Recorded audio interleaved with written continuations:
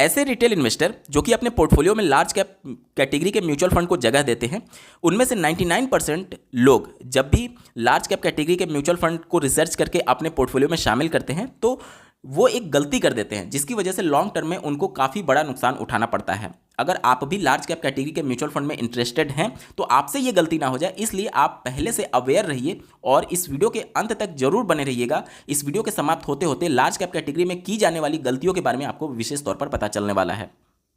इससे पहले मैं आपको याद दिला दूं कि अगर आप चैनल पर पहली बार विजिट कर रहे हैं तो इसको सब्सक्राइब करते हुए बेल आइकन को प्रेस करना ना भूलिए। साथ ही साथ अगर आप फाइनेंस से रिलेटेड और ज़्यादा वीडियोस को देखना चाहते हैं, एक्सप्लोर करना चाहते हैं, अपने फाइनेंशियल फ्रीडम कैसे पा सकते हैं, इन सभी चीज़ों को, तो आप फिनोबिट के दूसरे ऑफिशियल फाइनेंशियल यूट्यूब चैनल व्यूबिट, जिसका लिंक आपको इस वीडियो के डिस्क्रिप्शन में दिया गया है, मेक श्योर कि इस वीडियो को पॉज करते हुए डिस्क्रिप्शन के लिंक से आप चैनल को जरूर सब्सक्राइब कर लेंगे। चलिए दोस्तों, आज के इस महत्वपूर्ण वीडियो को शुरू करते हैं। सबसे पहले लार्ज कैप कैटेगरी के म्यूचुअल फंड को समझने के लिए हमें कुछ पैरामीटर्स को जानना होगा। लार्ज कैप कैटेगरी का म्यूचुअल फंड उस म्यूचुअल फंड को बोलते हैं जो कि देश की सबसे बड़ी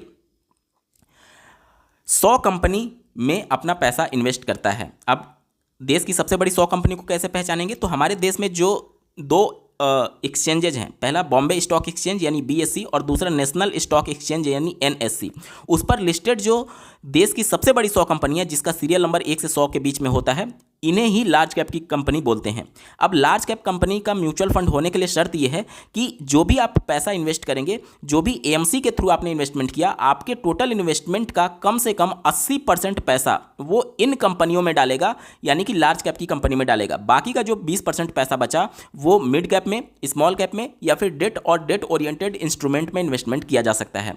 चूंकि यहाँ पर 80% पैसा लार्ज कैप में जा रहा है, इसलिए ये बहुत ज़्यादा स्टेबल फंड होता है। और ऐसे रिटेल इन्वेस्टर जो कि रिटायर हो चुके हैं और अपने पैसे को इन्वेस्ट करके यहां से SWP के माध्यम से रेगुलर पैसिव इनकम चाहते हैं, या फिर ऐसे रिटेल इन्वेस्टर जो कि अपने पोर्टफोलियो को थोड़ा सा बैलेंस करना चाहते हैं, जो कि कंजर्वेटिव टाइप के हैं या फिर बहुत ज़्यादा रिस्क नहीं लेना चाहते हैं, उनके लिए लार्ज कैप कैटेगरी का म्यूचुअल फंड बेस्ट ऑप्शन होता है। ठीक है, अब यहां पर लार्ज कैप में भी आपको दो तरीके के फंड देखने को मिलेंगे। पहला एक्टिवली मैनेज्ड म्यूचुअल फंड और दूसरा इंडेक्स फंड। इंडेक्स फंड क्या होता है, तो जो भी हमने अभी देखा कि हमारे देश में जो दो सबसे बड़ी एक्सचेंज है BSE और NSE, इन पर जो लिस्टेड 100 कंपनीज है उसे लार्ज कैप की कंपनी बोलते हैं, जो सबसे बड़ी 100 कंपनी होगी। अब मान लीजिए कि कोई एक व्यक्ति है जो कि ट्रेड कर रहा है, इंट्राडे ट्रेडिंग कर रहा है, और वो कंपनी के परफॉर्मेंस के हिसाब से यहाँ पर ट्रेडिंग कर रहा है या फिर स्टॉक को पिक कर रहा है उसमें इन्वेस्टमेंट करने के लिए। तो क्या ये पॉसिबल है कि एक दिन में कोई एक व्यक्ति 100 लार्ज कैप के कंपनी के परफॉर्मेंस को चेक कर ले? नेक्स्ट टू इम्पॉसिबल है, ये पॉसिबल ही नहीं है। इस वजह से इन सभी 100 कंपनी के परफॉर्मेंस को जांचने के लिए एक एवरेज इनके रिटर्न या फिर इनके परफॉर्मेंस की बात की जाने लगी। जैसे मान लीजिए कि 100 कंपनी है, उसमें से मान लीजिए कोई ABC कंपनी है, कोई XYZ कंपनी है, कोई PQR कंपनी है, तो हो सकता है कि एक ही ट्रेडिंग सेशन में ABC कंपनी 10% पॉजिटिव में रिटर्न दे रहा हो, ये -5% निगेटिव में रिटर्न दे रहा हो, ये मान लीजिए कि 2% पॉजिटिव में रिटर्न दे रहा हो। तो यहाँ पर जब भी लार्ज कैप की बात आएगी तो पर्टिकुलर किसी एक स्टॉक की बात आएगी कि ये 10% ऊपर चढ़ा, पर्टिकुलर इस स्टॉक की बात आएगी कि ये 5% नीचे गिरा।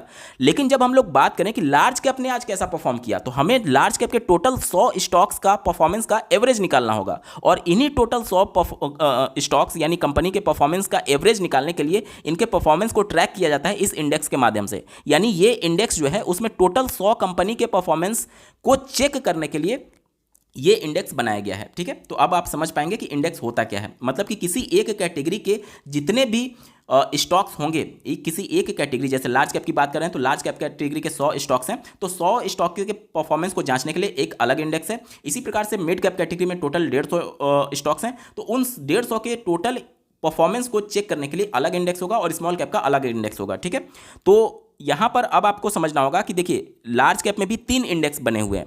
पहला निफ्टी 50। निफ्टी 50 क्या करता है, देश की जो सबसे बड़ी 50 कंपनी है उनमें परफॉर्मेंस को ट्रैक करता है। दूसरा है निफ्टी नेक्स्ट 50। निफ्टी नेक्स्ट 50 ये 51वें सीरियल नंबर से लेकर के 100 सीरियल नंबर तक, यानी कि देश की जो सबसे बड़ी 100 कंपनी है उसमें से टॉप की 50 कंपनी को निकाल दीजिए, उसके बाद आने वाली 50 कंपनी के परफॉर्मेंस को चेक करने के लिए निफ्टी नेक्स्ट 50 इंडेक्स बनाया गया है। और तीसरा इंडेक्स होता है निफ्टी 100, जो कि लार्ज कैप की टोटल जो 100 कंपनी है उनके परफॉर्मेंस को चेक करता है। ठीक है, तो ये हो गया हमारा इंडेक्स। आज हम लोग जिस इंडेक्स की बात करने वाले वो इस इंडेक्स की बात करने वाले हैं, क्योंकि इसी पर बेस्ड एक्टिव म्यूचुअल फंड होते हैं, क्योंकि एक्टिव कैटेगरी के जो म्यूचुअल फंड होते हैं लार्ज कैप कैटेगरी में, वो इसी पर बेस होते हैं, क्योंकि वो 100 सीरियल नंबर तक किसी भी स्टॉक को पिक कर सकते हैं। ठीक है, अब यहाँ पर आप इंडेक्स समझ चुके हैं। अब इंडेक्स में जब आप इन्वेस्टमेंट करते हैं तो किस वेटेज के साथ आपका पैसा डाला जाएगा, तो जो लार्ज कैप की 100 स्टॉक्स हैं उनका जिस हिसाब से मार्केट कैपिटलाइजेशन है, यानी कि आज के समय में जो उनका पब्लिक डोमेन में जितना भी शेयर अवेलेबल है, मान लीजिए कि 1 लाख किसी का शेयर अवेलेबल है और एक शेयर का प्राइस मान लीजिए कि 10 रुपया है, तो टोटल नंबर ऑफ शेयर में एक शेयर के प्राइस से मल्टीप्लाई करने पर जो वैल्यू आएगी उसे मार्केट कैपिटलाइजेशन बोलेंगे। यानी इसका टोटल जो मार्केट कैपिटलाइजेशन हो जाएगा वो कितना हो जाएगा, 10 लाख का हो जाएगा। तो जो बड़ी कंपनी, अब कोई भी कंपनी बड़ी है या फिर छोटी है, वो कैसे तय होता है, वो मार्केट कैपिटलाइजेशन के हिसाब से तय होता है। तो जितनी बड़ी कंपनी उसमें आपका उतना ही ज़्यादा पैसा जाएगा। ये होता है इंडेक्स। मतलब कि यहाँ पर फंड मैनेजर तो अलॉट होगा लेकिन एक्टिवली कोई रिसर्च नहीं करेगा, बल्कि इंडेक्स में जिस प्रपोर्शन और जिस वेटेज के साथ कंपनीज लिस्टेड हैं उसी वेटेज और उसी प्रपोर्शन के साथ आपका पैसा इसमें इन्वेस्ट किया जाता है। बात करें एक्टिव मैनेज म्यूचुअल फंड, तो यहाँ पर जो एक फंड मैनेजर है जो कि एएमसी के द्वारा अलॉट किया जाएगा, और वो फंड मैनेजर लगातार रिसर्च और रिव्यू करता रहता है स्टॉक्स का, और अपने परफॉर्मेंस मतलब कि अपने रिसर्च के परफॉर्मेंस के बेस पर वो स्टॉक को पिक कर सकता है। यानी कि यहाँ पर जो इंडेक्स है, अगर ये इंडेक्स को हम लोग पिक कर रहे हैं तो यहाँ पर जरूरी है कि टोटल 100 स्टॉक इसमें शामिल होगा। लेकिन एक्टिव कैटेगरी का कोई म्यूचुअल फंड है लार्ज कैप कैटेगरी का, तो जरूरी नहीं है कि उसमें 100 स्टॉक शामिल हो सकता है उसमें 50 ही स्टॉक शामिल हो, केवल 50। ठीक है, क्योंकि वो अपने रिसर्च के बेस पर उन 50 स्टॉक को शामिल कर रहा है जो कि उनको लगता है कि ये अच्छा रिटर्न दे सकती है। ठीक है, तो ये होता है एक्टिव और ये होता है इंडेक्स फंड। अब अगर हम लोग लार्ज कैप के एक्टिव फंड की बात करें जिनका पिछले 10 सालों में ट्रैक रिकॉर्ड काफ़ी अच्छा रहा है और हाईएस्ट जो रिटर्न है वो दे रहे हैं, चलिए स्क्रीन पर चलते हैं। आप अपने स्क्रीन पर देख पा रहे होंगे लार्ज कैप कैटेगरी में टॉप परफॉर्मर को मैंने यहाँ पर अरेंज किया हुआ है पिछले 5 साल के रिटर्न के हिसाब से, और इसमें टॉप 5 में जो म्यूचुअल फंड आते हैं आप अपने स्क्रीन पर देख पा रहे होंगे। निपॉन इंडिया लार्ज कैप जो कि लगभग 21% एनुअलाइज्ड रिटर्न दिया हुआ है पिछले 5 सालों में। आईसीआईसीआई प्रूडेंशियल ब्लू चिप जो कि लगभग 20.25% का रिटर्न है। इन्वेस्को इंडिया जो कि लगभग 20.25% का रिटर्न है। जीएम लार्ज कैप जो कि लगभग 20% का इनका भी रिटर्न है। कैनरा रोबैको ब्लू चिप जो कि लगभग 19.5% का एनुअलाइज्ड रिटर्न दे रहे हैं पिछले 5 सालों से। तो ये टॉप के 5 एक्टिव कैटेगरी के म्यूचुअल फंड हैं लार्ज कैप के। अब इनका परफॉर्मेंस हम लोग चेक करेंगे इनके इंडेक्स से। साथ ही साथ आपको यह भी समझना होगा कि जब भी हम अपने पोर्टफोलियो में कोई फंड को शामिल करते हैं तो केवल 1 साल, 3 साल, 5 साल का परफॉर्मेंस हमारे पास सफिशिएंट नहीं होता है उसको एक सही से एक तरीके से जज करने के लिए। तो जितना ज़्यादा हमारे पास डेटा अवेलेबल होगा, कम से कम 10 साल का तो होना ही चाहिए, उससे हम उनके परफॉर्मेंस को और अच्छे तरीके से जान सकते हैं।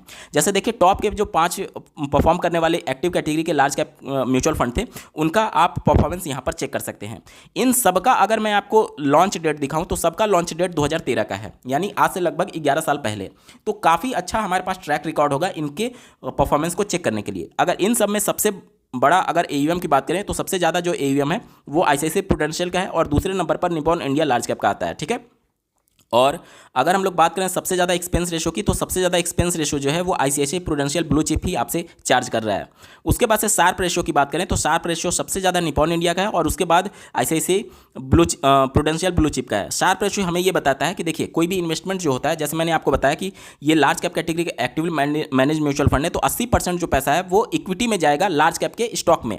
बाकी का जो 20% बचा वो डेट में भी जा सकता है या फिर मिड में या फिर स्मॉल में जा सकता है। तो यहाँ पर डेट का भी पोर्शन हो सकता है और इक्विटी का भी पोर्शन हो सकता है। तो जो डेट वाला पोर्शन है वो सेफ इन्वेस्टमेंट माना जाता है क्योंकि वहां पर हमें एक फिक्स रेट ऑफ रिटर्न देखने को मिलता है। लेकिन जो इक्विटी वाला है वो डायरेक्टली कंपनी के परफॉर्मेंस के बेस पर आपका रिटर्न वहां पर तय हो रहा होता है, कोई भी वहां पर फिक्स हमें रिटर्न नहीं मिलता है। ठीक है, तो यानी ये वाला जो इक्विटी वाला पोर्शन है वो रिस्की इन्वेस्टमेंट माना जाता है और जो डेट वाला पोर्शन है वो सेफ इन्वेस्टमेंट माना जाता है।